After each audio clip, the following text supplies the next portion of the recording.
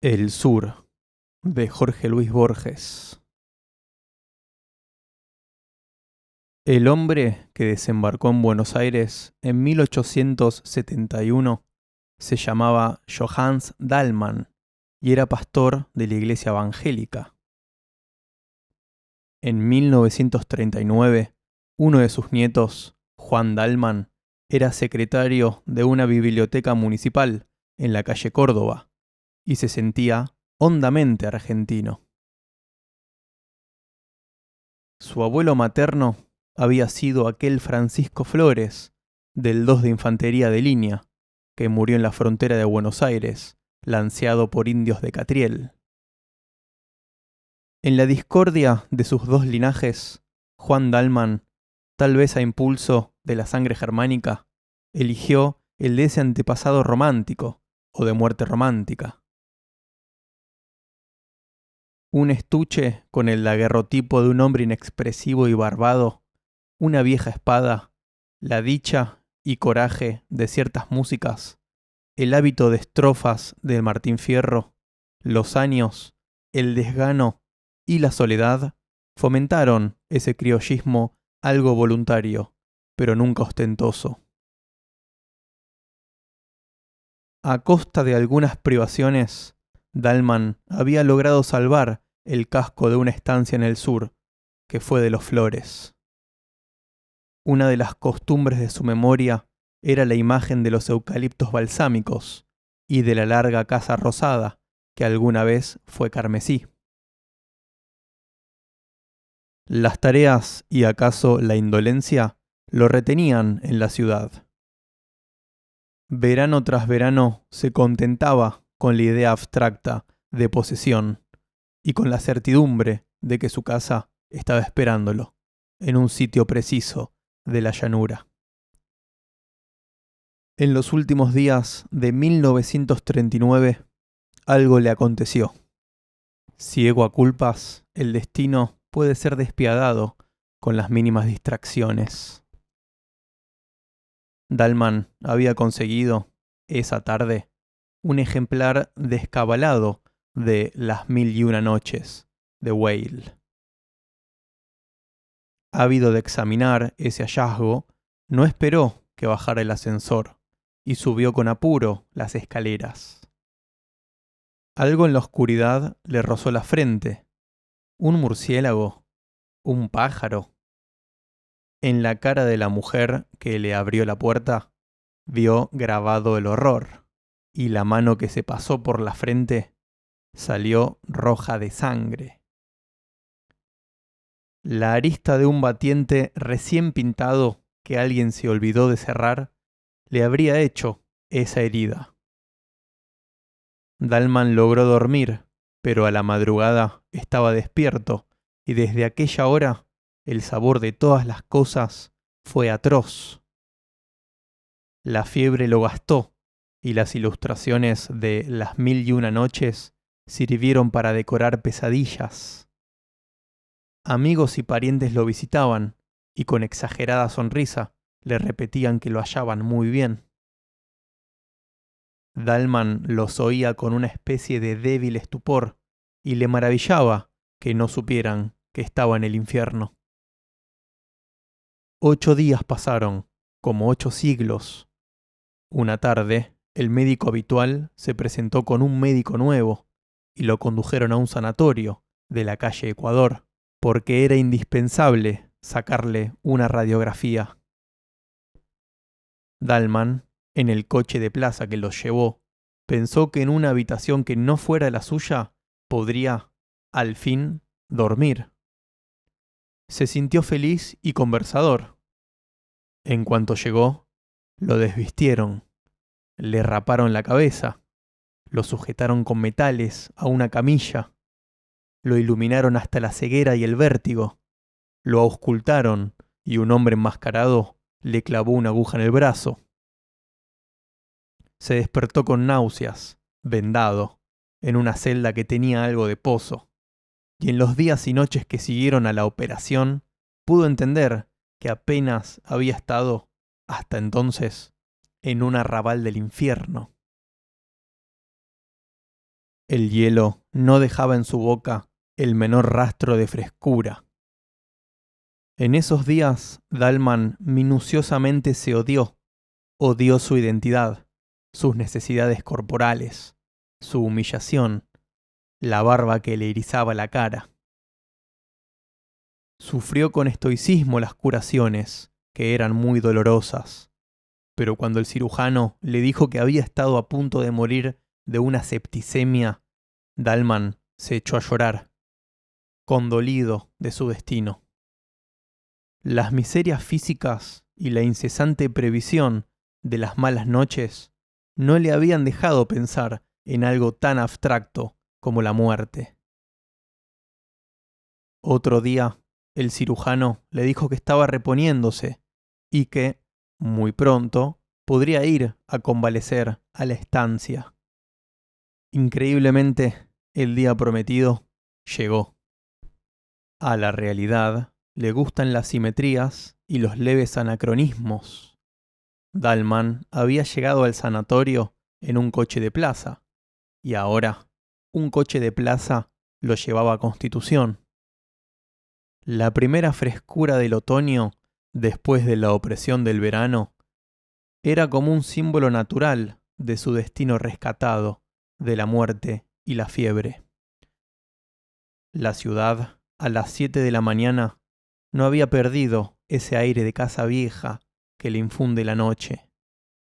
Las calles eran como largos zaguanes, las plazas como patios. Dalman la reconocía con felicidad y con un principio de vértigo. Unos segundos antes de que las registraran sus ojos, recordaba las esquinas, las carteleras, las modestas diferencias de Buenos Aires. En la luz amarilla del nuevo día, todas las cosas regresaban a él. Nadie ignora que el sur empieza del otro lado de Rivadavia. Dalman solía repetir que ello no es una convención y que quien atraviesa esa calle entra en un mundo más antiguo y más firme. Desde el coche buscaba, entre la nueva edificación, la ventana de rejas, el llamador, el arco de la puerta, el zaguán, el íntimo patio. En el hall de la estación advirtió que faltaban 30 minutos. Recordó bruscamente que en un café de la calle Brasil, a pocos metros de la casa de Irigoyen, había un enorme gato que se dejaba acariciar por la gente, como una divinidad desdeñosa.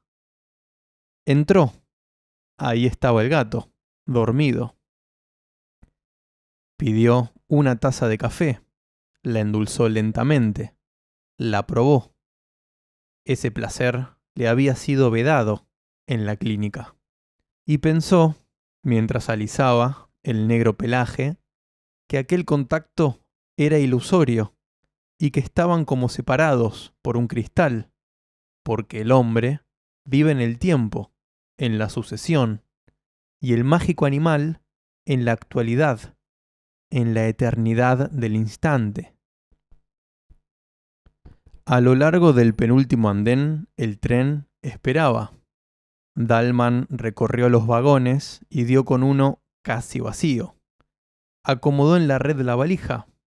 Cuando los coches arrancaron, la abrió y sacó, tras alguna vacilación, el primer tomo de Las 1001 noches.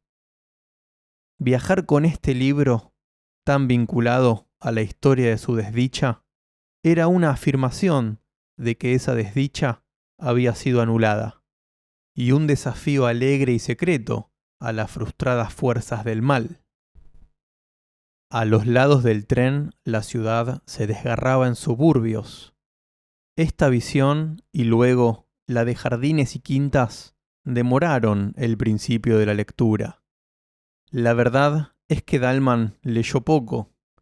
La montaña de piedra imán y el genio que ha jurado matar a su bienhechor eran, quien lo niega, maravillosos, pero no mucho más que la mañana y que el hecho de ser. La felicidad lo distraía de Yarazad y de sus milagros superfluos. Dalman cerraba el libro y se dejaba simplemente vivir. El almuerzo, con el caldo servido en boles de metal reluciente, como en los ya remotos veraneos de la niñez, fue otro goce tranquilo y agradecido. Mañana me despertaré en la estancia, pensaba. Y era como si a un tiempo fuera dos hombres, el que avanzaba por el día otoñal y por la geografía de la patria, y el otro, encarcelado en un sanatorio y sujeto a metódicas servidumbres. Vio casas de ladrillo sin revocar, esquinadas y largas, infinitamente mirando pasar los trenes. Vio jinetes en los terrosos caminos. Vio zanjas y lagunas y hacienda. Vio largas nubes luminosas que parecían de mármol. Y todas esas cosas eran casuales, como sueños de la llanura. También creyó reconocer árboles y sembrados que no hubiera podido nombrar, porque su directo conocimiento de la campaña era harto inferior a su conocimiento nostálgico y literario. Alguna vez durmió, y en sus sueños estaba el ímpetu del tren. Ya el blanco sol intolerable de las 12 del día era el sol amarillo que precede al anochecer y no tardará en ser rojo. También el coche era distinto. No era el que fue en Constitución al dejar el andén. La llanura y las horas lo habían atravesado y transfigurado. Afuera, la móvil sombra del vagón se alargaba hacia el horizonte. No turbaban la tierra elemental ni poblaciones ni otros signos humanos. Todo era vasto, pero al mismo tiempo era íntimo y de alguna manera secreto. En el campo desaforado, a veces, no había otra cosa que un toro. La soledad era perfecta y tal vez hostil, y Dalman pudo sospechar que viajaba al pasado y no solo al sur. De esa conjetura fantástica lo distrajo el inspector, que al ver su boleto le advirtió que el tren no lo dejaría en la estación de siempre, sino en otra, un poco anterior, y apenas conocida por Dalman. El hombre añadió una explicación que Dalman no trató de entender, ni siquiera de oír, porque el mecanismo de los hechos no le importaba. El tren laboriosamente se detuvo, casi en medio del campo. Del otro lado de las vías quedaba la estación, que era poco más que un andén con un cobertizo. Ningún vehículo tenían, pero el jefe opinó que tal vez pudiera conseguir uno en un comercio que le indicó a unas 10, 12 cuadras. Dalman aceptó la caminata como una pequeña aventura. Ya se había hundido el sol, pero un esplendor final exaltaba la viva y silenciosa llanura, antes de que la borrara la noche. Menos para no fatigarse que para hacer durar esas cosas, Dalman caminaba despacio, aspirando con grave felicidad el olor del trébol. El almacén, alguna vez, había sido punzó, pero los años habían mitigado, para su bien, ese color violento. Algo en su pobre arquitectura le recordó un grabado en acero, acaso de una vieja edición de Pablo y Virginia. Atados al palenque había unos caballos. Dalman, adentro, creyó reconocer al patrón. Luego comprendió que lo había engañado su parecido con uno de los empleados del sanatorio. El hombre, oído el caso, dijo que le haría atar la jardinera. Para agregar otro hecho a aquel día y para llenar ese tiempo, Dalman resolvió comer en el almacén.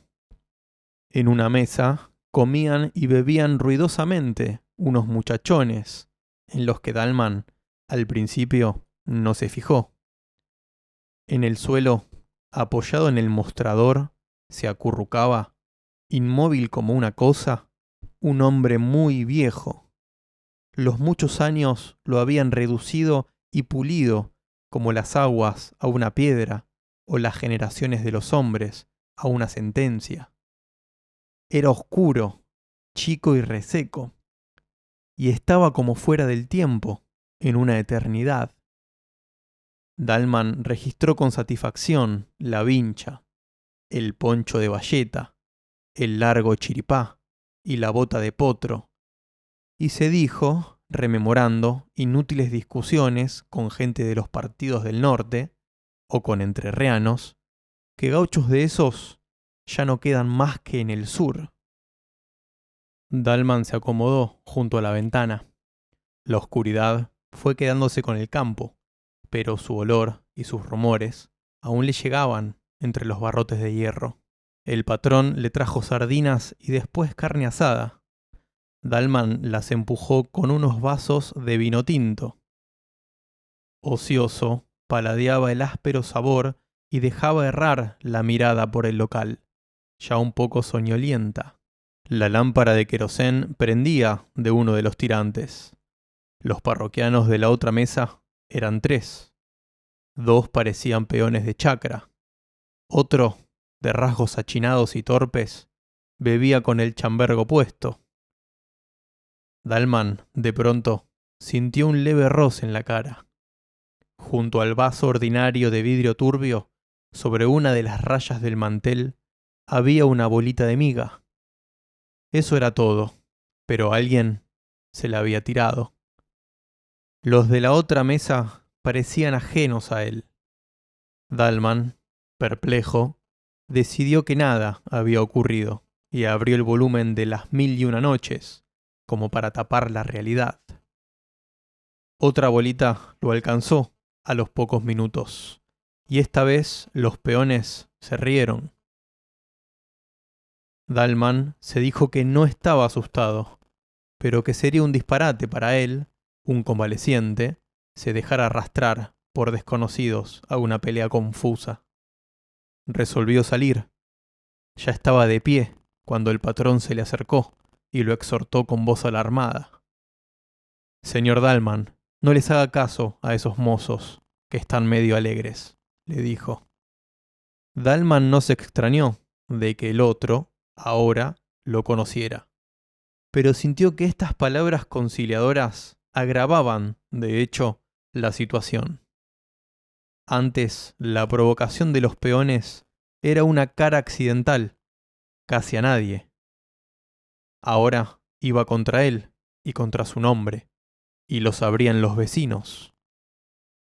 Dalman hizo a un lado al patrón, se enfrentó con los peones y les preguntó qué andaban buscando. El compadrito de la cara achinada se paró, tambaleándose.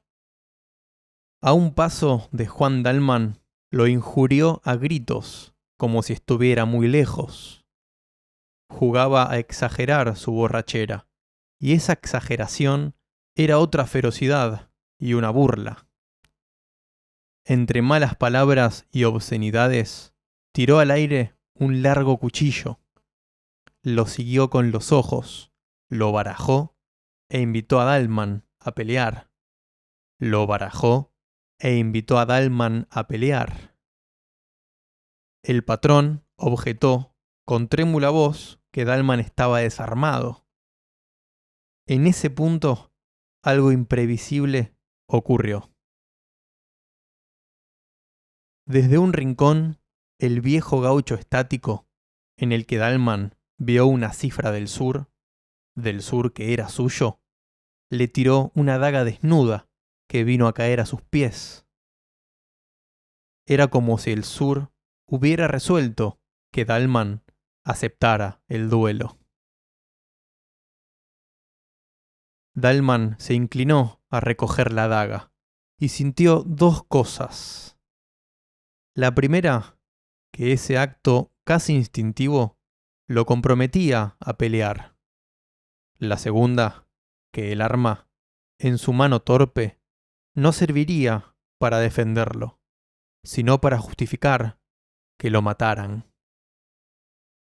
Alguna vez había jugado con un puñal, como todos los hombres, pero su esgrima no pasaba de una noción de que los golpes deben ir hacia arriba y con el filo para adentro. No hubieran permitido en el sanatorio que me pasaran estas cosas, pensó. Vamos saliendo, dijo el otro. Salieron, y si en Dalman no había esperanza, tampoco había temor. Sintió, al atravesar el umbral, que morir en una pelea a cuchillo, a cielo abierto y acometiendo, hubiera sido una liberación para él, una felicidad y una fiesta en la primera noche del sanatorio, cuando le clavaron la aguja. Sintió que si él, entonces, hubiera podido elegir o soñar su muerte, esta es la muerte que hubiera elegido o soñado. Dalman empuña con firmeza el cuchillo, que acaso no sabrá manejar, y sale a la llanura.